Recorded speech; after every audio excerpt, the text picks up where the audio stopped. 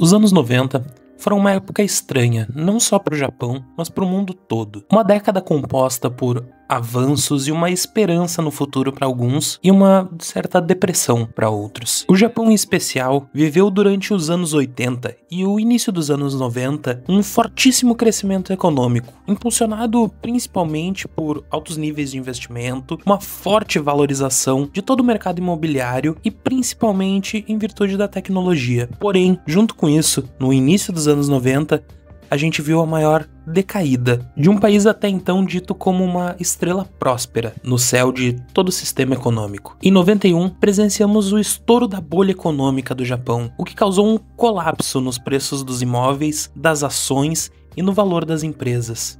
E do dia para a noite, empresas e bancos se viram endividados, desvalorizados e prestes a fechar as portas, quem sabe no próximo mês. A crise econômica e a desvalorização das empresas no Japão trouxe o que os bancos chamaram de a crise dos empréstimos podres, onde foi o maior índice de inadimplência por parte dos bancos e os seus credores. E junto com essa crise de inadimplência, veio a grande crise da perca de empregos, o que gerou, consequentemente, uma crise de pessoas, se autodesvivendo. Esse tempo de crise foi conhecido no Japão como a década perdida, apesar de teoricamente ela ter durado mais de uma década. Mas foram uns anos em que a juventude do Japão se perdeu e a velhice se tornou a regra, onde os jovens se sentiram abandonados por um sistema que não ligava para eles e os idosos se sentiram mais abandonados ainda por um sistema que já não os queria mais. Essa crise moldou profundamente a cultura pop e o cenário underground do Japão durante os anos 90, o que refletiu diretamente no mercado de games e em tudo que a gente consome hoje em dia que vem do Japão, e em certo nível até mesmo impactando o mercado ocidental. E é por isso que hoje eu quero mostrar para vocês o quanto essa década perdida impactou principalmente na série Shin Megami Tensei, Persona e em outros games muito famosos. E se você está gostando do vídeo até aqui, deixa um like, se inscreve, considera fazer parte do clube de membros do canal e quem sabe me ajudar a manter o canal aqui na ativa. Todo o apoio de vocês é muito bem-vindo e são vocês que me movem. E dito isso, eu sou Frankev e vem comigo conhecer a década perdida.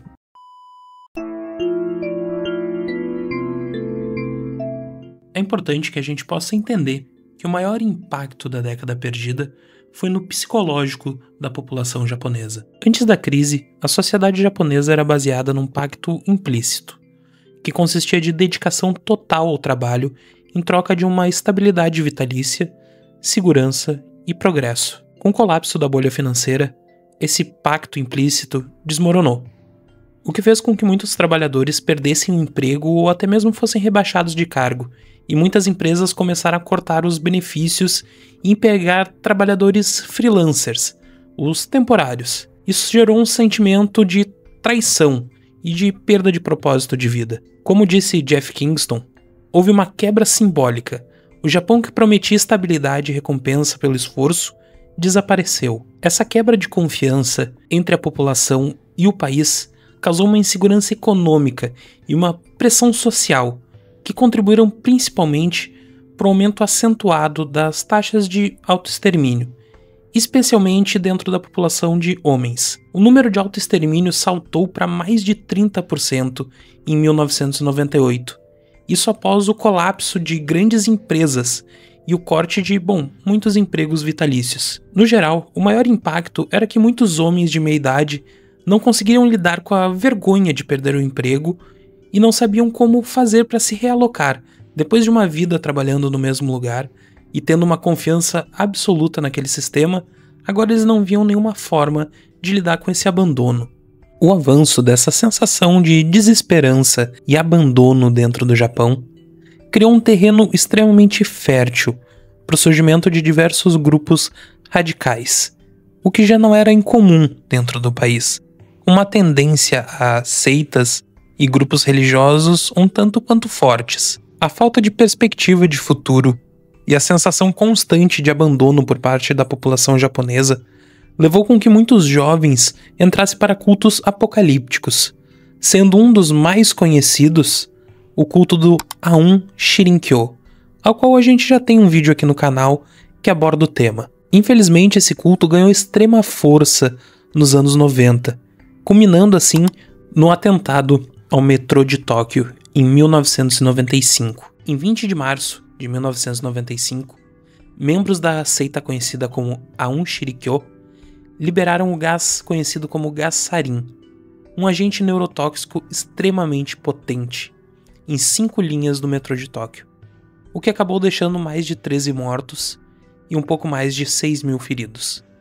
E acabou chocando profundamente e marcando profundamente a história moderna do Japão. A queda da economia japonesa abalou a confiança da população nas instituições, e a seita Aum Shinrikyo se aproveitou disso, oferecendo respostas espirituais, em um período em que as pessoas se sentiam vazias, existencialmente falando. A seita prometia salvação espiritual diante do colapso do mundo moderno, e muitos acabaram acreditando, como disse Ian Reader, especialistas em religião no Japão. A seita era composta principalmente de jovens e profissionais frustrados, que acabaram sendo atraídos pelas promessas de um novo começo. Muitos membros da Aum eram altamente educados, inclusive cientistas, engenheiros e pessoas consideradas de alto escalão. Acabou que em um Japão sem crescimento, estagnado, ideologias radicais pareceram, para alguns, mais significativas que o conformismo social, que seguir as regras da sociedade. O governo e a polícia japonesa foram duramente criticados por não terem agido contra a Aum Shinrikyo antes, mesmo com sinais claros de extremismo. Esse fracasso institucional refletia a ineficiência crescente do Estado durante a década perdida. Esse atentado simbolizou principalmente uma ruptura psicológica na sociedade japonesa. Um medo de um inimigo interno, a quebra da imagem do Japão pacífico e seguro pós-Segunda Guerra Mundial, aprofundando ainda mais o sentimento de insegurança coletiva, fazendo assim surgir diversos grupos, tanto no âmbito religioso quanto no âmbito anárquico. Junto a isso, também foram observado o surgimento, ou melhor, o ressurgimento de grupos de extrema-direita, como o Yoko Dantai. Embora muitos desses grupos existissem desde os anos 60, eles experimentaram nos anos 90 o ganho de um novo fôlego, ganhando mais atenção devido à instabilidade japonesa. Muitos desses grupos extremistas de extrema-direita tinham em seus discursos coisas extremamente nacionalistas, xenofóbicas e muitas vezes militaristas, que ressoavam com uma parcela da população que via essa globalização e a crise econômica como uma ameaça à identidade do Japão e à sua forma de viver até ali. Acima de tudo, essa crise polarizou muito o Japão, tendo de um lado extremos conservadores e de outro uma juventude rebelde, que se via inconformada com o abandono que sentiam e sentiam que toda a estabilidade a qual lhe fora prometida já não existia mais, estando agora num Japão completamente diferente daqueles que seus pais acreditavam e daqueles que eles cresceram ouvindo falar. E, sobretudo, isso teve um forte impacto na cultura pop. Nessa época surgindo mangás, filmes, livros, com temas como conspiração, paranoia, apatia e a rebelião silenciosa. Uma rebelião ao sistema que se vivia e já não existe mais. Justamente nessa época, surgiram obras extremamente aclamadas até o dia de hoje, como o Battle Royale, que fundou literalmente o sistema de Battle Royale que a gente conhece até hoje. Uma obra lançada nos anos 2000, com um tema de um Japão distópico, onde estudantes do ensino médio são forçados pelo governo a lutar até a morte, representando muito do sentimento que a juventude tinha, de um colapso da juventude, a desconfiança perante as instituições e uma certa alienação social. Eu poderia citar outras inúmeras obras que também beberam dessa fonte, seja como o Neon Genesis Evangelion, do Hidetaki Anno, e também 20th Century Boys, do Naoki Urasawa, que foi extremamente prolífero nessa época, representando muito bem essa paranoia perante todas as instituições, cultos e seitas. 20th Century Boys, principalmente, aborda um grupo de amigos que na infância enfrenta uma seita apocalíptica imaginária, liderada por alguém conhecido como Amigo. Porém, isso no futuro se mostra real. Alguém que fundou uma seita que agora literalmente governa não só o sistema político japonês, como em certo ponto quase o mundo todo. E essas são só a ponta do que essa década perdida representou para a cultura pop japonesa. E isso se alastrou para diversos ramos, sejam eles filmes, mangás, livros e também até os games. Em especial, a série de Shin Megami Tensei, que depois veio a produzir Persona, teve muito impacto da década perdida. Shin Megami Tensei, em especial, aborda fortemente o colapso social e o niilismo. SMT sempre teve um tom sombrio, mas os jogos lançados nos anos 90, como SMT 1, 2 e especialmente o SMT 3 Nocturne, ainda mesmo que seja de 2003, no espírito da década perdida, mergulham mais fundo na ideia de que a sociedade está fadada ao colapso. As instituições como governo, ciência e religião já não são mais confiáveis, e o mundo pode, e até mesmo talvez deva, ser destruído e recriado. Como exemplo, nós podemos citar em SMT2, onde o nosso protagonista descobre que está num mundo falsamente protegido por uma teocracia manipuladora, que engana os humanos com uma falsa sensação de esperança e de vida pacífica. Outro exemplo muito forte é em SMT3 Nocturne, onde somos colocados no papel de alguém que enfrenta o fim do mundo e vive no após o fim do mundo, forçando-nos a escolher como reconstruir esse mundo, sobre quais filosofias conflitantes vamos escolher colocar a nossa ótica. É uma alegoria direta ao Japão quebrado dos anos 90, tentando encontrar sentido e direção num mundo que para muitos já não faz mais tanto sentido. Shin Megami Tensei constantemente coloca a gente para enfrentar a jornada solitária do nosso protagonista, que raramente é o herói no sentido tradicional da palavra. Geralmente somos personagens que enfrentam o choque da realidade, questionam a moralidade e muitas vezes precisam escolher entre o caos, a ordem ou a neutralidade, refletindo a falta de direção da própria sociedade japonesa na época, buscando sentido para esse mundo muitas vezes quebrado, ou para eles mesmos internamente quebrados. Em especial, Persona 1 de 1996 e Persona 2 entre 99 e 2000 são frutos dessa época. Ambos nasceram durante a década perdida e são bem mais sombrios do que Persona 3, 4 e 5, incluindo Persona 1, que possui ambientes urbanos, frios e muitas vezes desumanizados, como escolas, prisões emocionais e sensação de perca, como se aquela juventude ali já estivesse sofrendo faz muito tempo, justamente trazendo a temática das personas, uma invocação que é a quebra da nossa máscara psíquica, um metamorfo dentro de nós, e uma explicação para nossa diferença entre quem somos por dentro e quem a sociedade vê, representando muito bem essa dualidade da época em que se vivia, onde a juventude não era mais o que se esperava e a sociedade também já não era mais o que a juventude em si esperava. Persona 2 ainda consegue deixar isso mais claro, com temas como rumores que se tornam realidade, o controle da mídia e a manipulação política do coletivo. A sociedade em Persona 2 está doente, cínica e apática. Toca em traumas como a própria guerra, cultos religiosos e a nossa visão da memória histórica de cada país, representando muito bem a memória de sofrimento que o Japão possui e ao mesmo tempo essa sensação de impotência, já que em outra hora eles também foram um vilão, e hoje em dia se encontram sem qualquer tipo de poder de autodefesa, sendo resignados a serem, quase que os cachorrinhos do mundo. Já Persona 3, embora já lançado nos anos 2000, é filho direto das ansiedades da década perdida.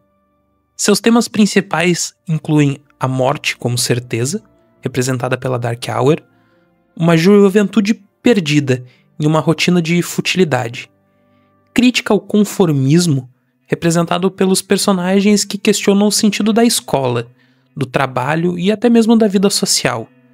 E também possui um sistema em que os adultos não aparecem e não agem, onde tudo é movido por nós, a juventude, forçando assim adolescentes a enfrentarem crises existenciais e enfrentarem até mesmo criaturas cósmicas. A partir disso, fica bem claro o quanto Shin Megami Tensei e Persona bebem das fontes da década perdida, representada principalmente pelo medo do futuro e o colapso da ordem, e a busca por um sentido desse mundo quebrado, uma busca por algo que nos dê sentido na vida e apoie a nossa visão de realidade, que, bom, do dia pra noite ela mudou. Quando eu digo do dia pra noite, não é literalmente, mas sim dentro de um espaço de poucos anos, onde se cresce como criança em um mundo e tem que se viver como adulto em outro. E isso para uma sociedade que tentou se acostumar com a instabilidade é algo terrível. E sendo assim, sem a menor sombra de dúvida, acredito que Shin Megami Tensei e Persona não seria tudo o que é hoje sem esse sentimento, sem uma década onde a juventude se perdeu e não encontrava um rumo, trazendo assim à tona toda essa resignação e esse sofrimento na forma de jogos que foram incríveis e continuam sendo incríveis até os dias de hoje. Mesmo nos títulos mais recentes, ainda é possível sentir o eco de tudo que foi a década perdida, onde ainda ecoa o sentimento de rebelião em todos os personagens de Shin Megami Tensei e Persona. A luta contra um poder que não se entende, ou a luta contra algo até mesmo que não podemos impedir, mas que não nos impede de fazer o esforço de tentar. Eu gostaria de agradecer todo mundo que assistiu o vídeo até aqui. Muito obrigado por me acompanhar, por estar aqui assistindo um pouco sobre essa década que moldou muito do nosso futuro. Não só para quem gosta de cultura pop japonesa, mas como o ocidente todo em si. Meio que todos nós passamos por uma década perdida. Ainda mais aqueles nascidos nos anos 90, que presenciaram um mundo de uma forma e tiveram que crescer nele de outra. Então eu agradeço. Tudo que eu citei aqui no vídeo é embasado por pesquisas, por artigos de jornal e por pesquisadores dentro da área da história do Japão.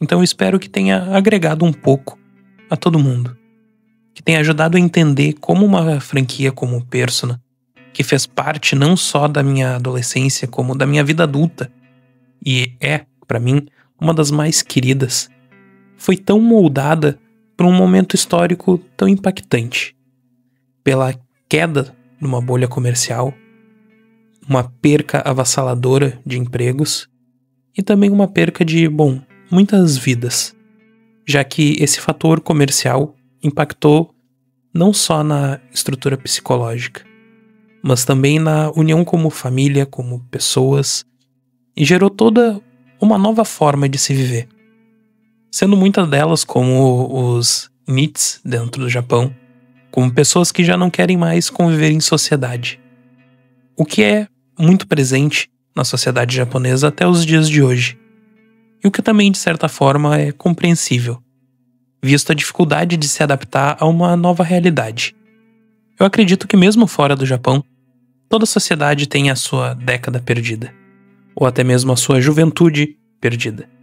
Isso pra mim se reflete muito em todo mundo que tem até os seus 30, 31 pouquinhos, já que nós viemos de uma geração que também não sabe muito bem o que fazer, já que nunca vamos ganhar tão bem quanto uma geração anterior, e bem provavelmente não vamos ver todos os avanços da tecnologia para o futuro. A gente ficou nesse meio termo, perdido numa sociedade que também não entende a gente, e que muitas vezes nos isola. Somos ditos por um como dramáticos, mas também vemos a nova geração como ainda mais dramática. Temos uma grande perca de propósito, onde sabemos que não vamos ganhar tanto dinheiro, nem vamos ter a grande ascensão social, mas também sabemos que não temos pelo que lutar assim com tanto afinco. Nós queremos lutar, mas, afinal, lutar pelo quê? E é difícil fazer parte de uma geração assim. Mas eu agradeço todos aqueles de qualquer geração que estejam aqui assistindo o vídeo. Obrigado. E, bom, espero ver vocês no próximo vídeo. E até a próxima.